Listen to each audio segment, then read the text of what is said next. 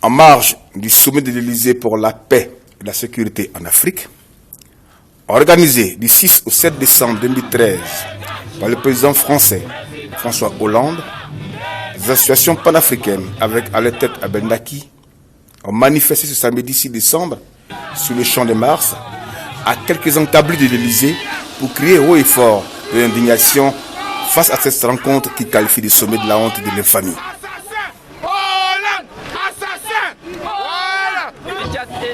Lui-même, facteur de déstabilisation de la situation, facteur d'instabilité politique au Tchad. Comment se dit que cet homme-là soit aujourd'hui accueilli, considéré en Afrique comme un bienfaiteur, considéré en Afrique comme un homme de paix, alors que lui-même il brime, réprime, torture sa population durant 23 ans. Il n'y a pas de démocratie, il n'y a pas d'élection libre et transparente. Les opposants comme Inoumo Mamassane ont disparu. Depuis 2008, aucune enquête n'a été faite sur leur dossier. La justice tchadienne instrumentalisée a déclaré un non-lieu sur l'affaire Inoumo Mamassane. La France, à l'époque, Hollande qui était dans l'opposition, avait dit que nous allons faire tout, nous allons user de tous nos moyens pour que justice soit faite pour l'affaire Inoumo Mamassane. Aujourd'hui, ils sont au pouvoir, ils occultent l'affaire Inoumo Mamassane. Et nous, on dit que c'est écœurant. C'est écœurant que des grandes démocraties comme la France ferment les yeux ou bien fassent l'allégeance d'une dictature comme cette. Aujourd'hui, la France est devenue l'obligé d'Idriss Déby. Et nous, on est là pour démentir cela. Nous allons continuer à mobiliser l'opinion internationale, mobiliser l'opinion africaine pour que Idriss Déby soit traduit tôt ou tard en justice, non seulement pour les crimes qui ont été commis au Tchad, mais effectivement pour la disparition d'Ibnou Mamassane, qui pour nous représentait une figure emblématique à l'instar de Nelson Mandela. Donc aujourd'hui, comment peut-on parler de la démocratie au Tchad avec un dictateur comme Idriss Déby? Tout le monde en est victime, sauf sa famille. Mais donc nous, on est là pour protester. Nous allons continuer à travers des plaidoyers, nous allons continuer à travers des lobbying pour attirer l'attention des Africains sur la dangerosité que cet homme représente au Tchad et qu'il représente également pour l'Afrique et pour l'humanité. Déby n'est pas fréquentable.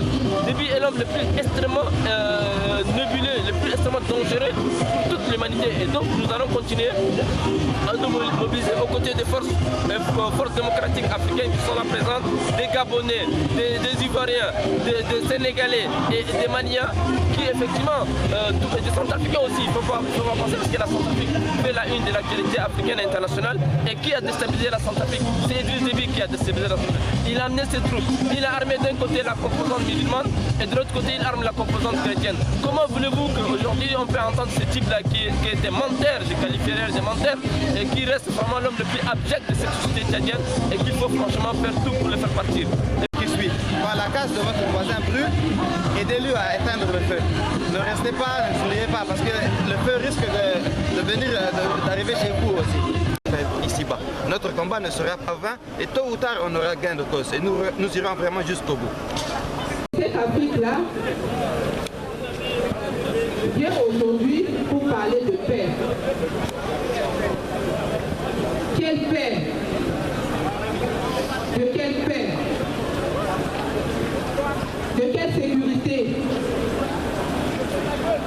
Nous sommes venus aujourd'hui ici, c'est pour dire au président français notre souci.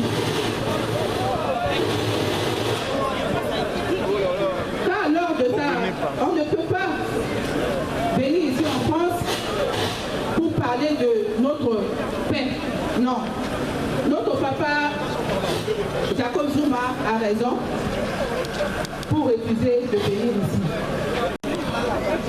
En ce moment-là, où nos enfants meurent en Afrique, au Centrafrique, en Guinée-Conakry, au Congo, au Mali et partout, en Côte d'Ivoire, nous sommes ici dans le froid pour dire non à ce sommet de la honte.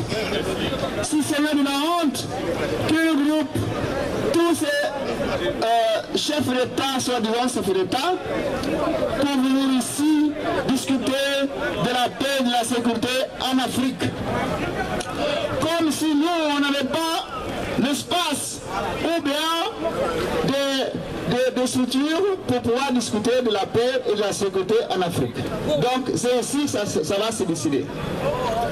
Donc on ne sait même pas qu'est-ce qu'ils vont décider. Là, ils vont vont finir, ils vont aller dans la Lafayette pour acheter des bijoux et pour remplir leurs poches de leurs proches. Au moment où nous parlons au Centrafrique, on voit que les enfants viennent mourir. Je suis M. Diallo Saliou, je suis militant de l'IFDG, l'Union des forces démocratiques de Guinée, et je suis le porte-parole du collectif Alpha doit partir.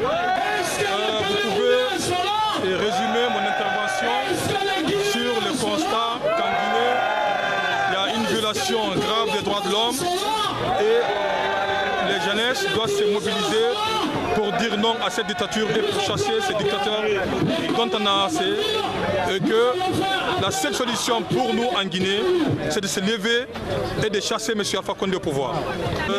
Aujourd'hui, la France, malheureusement depuis toujours, est du côté des plus forts, et du côté de l'élite qui pille nos ressources, et du côté de l'élite qui sert que de l'intérêt de ces grandes puissances.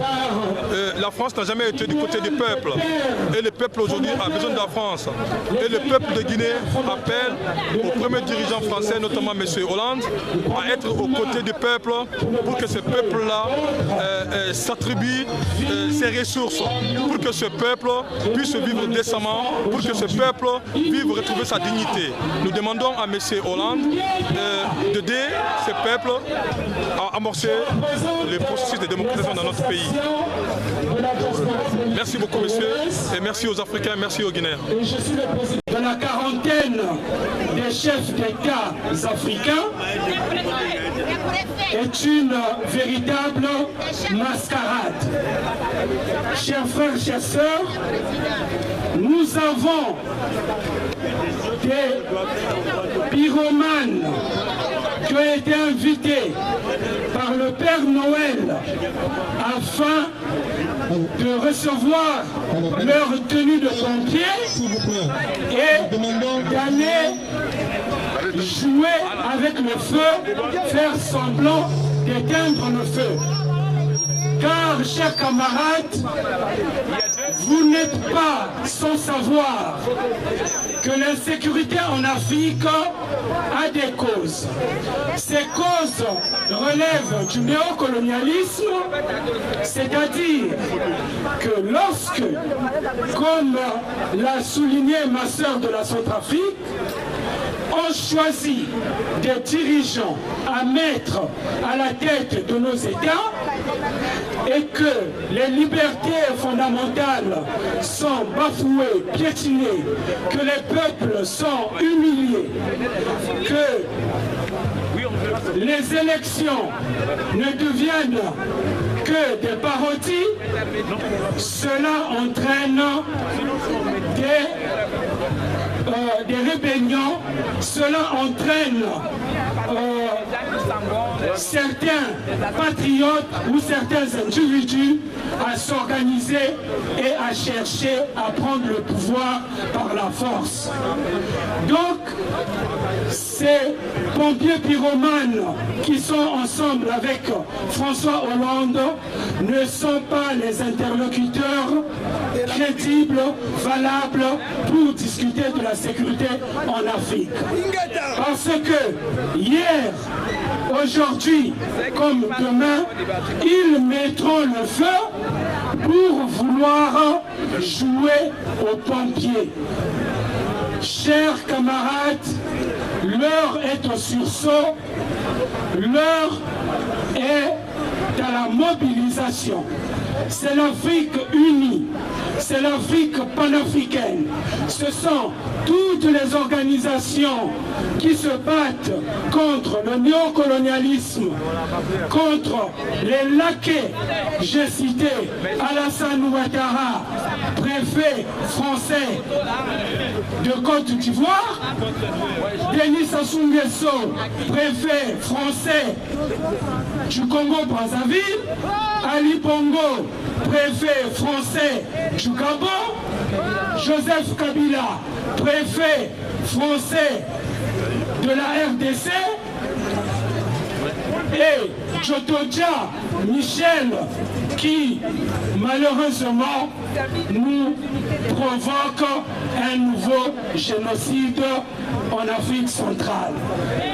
Mes frères, mes sœurs, chers amis, chers camarades, nous disons non à tous ces dictateurs et nous avons la foi qui a animé Madiba, la foi qui a animé Thomas Sankara. Cette foi-là, nous l'avons en nous et c'est cette foi qui nous permettra d'abattre les montagnes. La victoire est certaine. La victoria est certaine. Vaincre ou mourir, nous vaincrons. Merci. Rendez-vous compte, sous nos yeux, il y a un sommet soi-disant, le sommet de l'Élysée pour la paix et la sécurité en Afrique. Merci, il nous appartient de nous mobiliser pour faire comprendre à l'opinion, de nous mobiliser pour faire comprendre à ce parterre de dictateurs que la sécurité et la paix sont indissociables avec l'état de droit. Qu'ils ne pensent pas qu'il peut y avoir quelque part la sécurité, qu'il peut y avoir de paix si au demeurant, si au préalable, on ne bâtit pas un état de droit. Parce que lorsqu'un état de droit est bâti, je peux vous dire qu'on peut faire face à toutes les adversités du monde, y compris on peut faire face à Al-Qaïda pour qu'on vive dans un pays où l'unité nationale règne. Donc, cher Hollande, toi qui as suscité quelques espoirs, j'ose imaginer combien d'entre nous ont battu le pavé pour ton élection à l'Élysée en 2012. Aujourd'hui, on t'a laissé, on t'a observé à peine un an, te voilà en train de faire un revirement, te voilà en train de prendre un virage à 180, voire 360 degrés. Mais Hollande, nous Africains, nous sommes ici aujourd'hui pour te rappeler que si tu as choisi de prendre le même chemin que Sarkozy, tu nous trouveras sur ton chemin. Qu'est-ce qu'ils sont venus faire ici? Pourquoi disons-nous que c'est le sommet de la honte, peuple africain? Quel résultat ça va sortir ici? Le sommet de la honte, c'est le partage des gâteaux, c'est le partage de l'Afrique, c'est le partage des richesses. Ouvrons les yeux, peuple congolais. Tous les leaders politiques africains, ils sont à la CPI, soit on les assassine. Est-ce que nous devons continuer à accepter ces phénomènes, que ça puisse continuer pendant des décennies et des décennies, pendant des siècles et des siècles? C'est fini le néocolonialisme, c'est fini l'impérialisme. Il faut que les Africains qu'on puisse se prendre en charge. Si nous voulons que l'Afrique change, il faut qu'on soit debout. Si nous voulons que l'Afrique change, il faut qu'on parle, il faut qu'on marche, il faut qu'on soit soudés, il faut qu'on soit la main dans la main, il faut qu'on se tient. Ne laissons pas le temps à ces gens-là. Les sommets finis aujourd'hui, ils vont commencer à retourner en Afrique à partir de demain. Qu'est-ce qu'on va faire aujourd'hui? On va rester ici? On va crier, on va parler. Tout à l'heure, on en parlera. Vous savez, peuple africain, on a du mal actuellement au Congo. Il y a un grand souci. Ça fait maintenant quelques années, vous savez, il y a la guerre qui est en train de perdurer, surtout chez nous au Congo. La guerre ne finit pas. Les gens, ils cherchent à balkaniser notre pays par tous les pays voisins qui sont tout autour de chez nous. Il y a les Rwandais, il y a les Burundi, il y a l'Ouganda, il y a l'Afrique du Sud, il y a le Tanzanie, et il y a autant de pays qui sont tout autour. Et surtout, ils ont l'appui des Occidentaux. Qui sont ces Occidentaux? C'est les Français, numéro 1, qui sont là. Des hypocrites, les Français. Les Français, je vous dis, c'est des hypocrites. Vous avez vu ce qu'ils ont fait à Kadhafi. Et vous avez vu ce qu'ils ont fait à Laurent Gbagbo. Et ils n'ont pas fini. Il faut dire stop à tous ces massacres. Il faut dire stop à tous les pillages qui sont en train de piller chez nous en Afrique. L'Afrique, c'est un continent riche, peuple africain. Nous sommes riches en Afrique. Mais comment se fait-il que l'Afrique n'avance pas? Comment se fait-il que l'Afrique ne se développe pas? Prenons-nous en charge. Oh, nous qui sommes dans les renseignements généraux aussi, nous savions très bien que Mandela était mort il y a de cela 1 semaine et demie.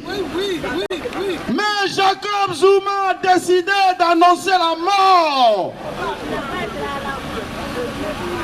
La mort de Mandela le jour où va se tenir le sommet de la honte. Pour noyer cette mascarade orchestrée par le président voyou François Hollande. Il a dit, je ne viendrai pas à ce sommet de la honte. François Hollande ne peut pas me dicter ce que je dois faire dans mon pays. Voici de vrais Africains. Prochain, nous allons symboliquement aller à l'ambassade de l'Afrique du Sud pour y déposer une gerbe de fleurs à la mémoire d'un héros, à la mémoire de celui qui aujourd'hui est devenu une icône et qui ne mourra pas dans les esprits des Africains et dans les esprits des habitants du monde entier. Chers amis, il est important que nous soyons là. Il est important que nous dénoncions l'injustice. Il est important que nous disions à François Hollande que ce n'est pas à lui de décider comment la sécurité en Afrique doit se faire. François Hollande nous a informé aujourd'hui que c'est l'Élysée qui provoque le désordre en Afrique. Et tout le monde sait, et c'est confirmé, que c'est l'Élysée qui déstabilise les pays africains. Nous sommes là pour dénoncer cela. Chers amis, tout à l'heure, mes confrères, mes amis des organisations africaines vont passer tour à tour pour dire leur indignation face à ce sommet de la honte. Leur indignation face à la mascarade de François Hollande. Il a oublié ce monsieur que la France ne connaissait pas. Ce monsieur que les Français ont mis dans le placard. Il a oublié que ce sont les Africains qui ont permis qu'il soit président de la République française. Je me souviens, lors de son premier discours à la place de la Bastille le 6 mai 2012, lorsqu'il parlait et que dans la foule, on ne voyait que des drapeaux africains. Les drapeaux africains étaient plus nombreux que les drapeaux français. Africains, mais citoyens français, avec la nationalité française, qui ont procédé à l'élection de François Hollande. Et aujourd'hui, il l'a oublié. Nous sommes venus le lui rappeler. S'il veut faire un deuxième mandat, parce que je suis ivoirien, il faut qu'il libère le président Laurent Gbagbo pour qu'en 2017, il puisse prétendre accéder encore au pouvoir, sinon garder son fauteuil présidentiel. Je me réjouis du départ de Mandela. C'est vrai, quand on perd quelqu'un, ça fait mal. Mais il a 95 ans. Il est fatigué. Et même les Sud-Africains dansent aujourd'hui et saluent le travail de l'homme. La nature nous enseigne qu'il ne peut pas avoir deux leaders, deux responsables, deux maris, deux chefs. Il y a toujours un chef dans un territoire bien donné.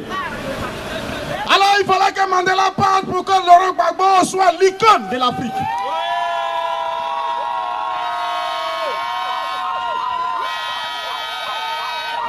Et Mandela est un parti aujourd'hui. Nous pouvons dire que la place est libre pour que Laurent Gbagbo occupe le fauteuil de leader de l'Afrique. Beaucoup d'Africains se reconnaissent en Laurent Gbagbo. Parce que justement, les Africains n'ont pas accepté et n'accepteront jamais qu'une armée d'un autre pays puisse venir dans un autre pays et procéder au bombardement du palais présidentiel de ce pays qui, semble-t-il, est le symbole de ce pays. Aucun Africain digne de ce nom ne l'a accepté. C'est pour cela que nous pouvons dire que oui, Mandela est parti, vive Laurent Gbagbo et qu'il soit libéré. Chers camarades et chers amis, nous serons là jusqu'à 18h30. Mais nous pouvons aussi faire autre chose. Et nous savons que nous allons faire autre chose. Nous allons faire autre chose.